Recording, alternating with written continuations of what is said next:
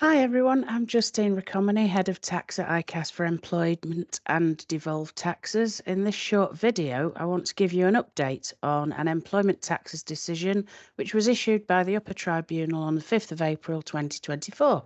So it's a binding case decision. The technical aspect of the case is IR35 and off-payroll working, but that means the case is essentially about employment status, a notoriously complex and messy subject which the courts often find difficult to resolve. In the last year alone, we've seen cases which have been up to the Court of Appeal and got remitted back to the first-tier tribunal because the judiciary is increasingly uneasy about committing itself to binding decisions when the fact pattern is unclear or where there are equally compelling arguments on both sides. This case concerns itself with Neil McCann, who's a Sky Sports pundit and ex-professional football player. Tax at stake, $200,000. Mr. McCann played for Southampton, Glasgow Rangers, Scotland in his heyday. As I'm sure everyone knows, HMRC rarely takes the trouble to pursue employment status cases where there is only a small amount of money at stake.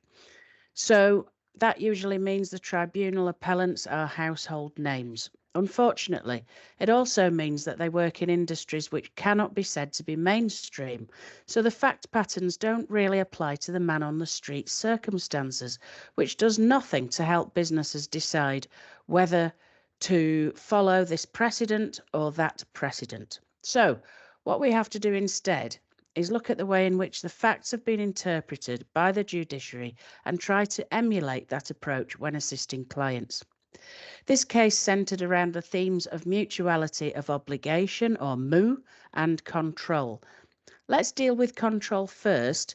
Unlike the Kay Adams case, known as the Athol House case, Mr. McCann was not deemed to have overall editorial and production control over his work, although it was acknowledged he brought his specialist expertise to the role when he talked about this or that football match.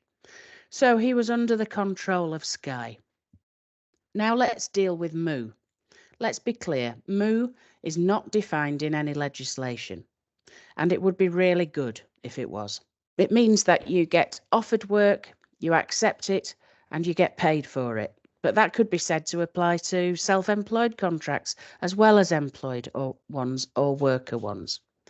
So as things stand in IR35 cases, the court's role is to see whether, in the absence of a limited company or other qualifying intermediary, the hypothetical contract between worker and engager would have been one of employment or self-employment. It was decided that Mr. McCann was paid the same money whatever he did or didn't do for Sky, and that it looked as if he was in receipt of a salary. That, together with the control point, was enough to lose him his case.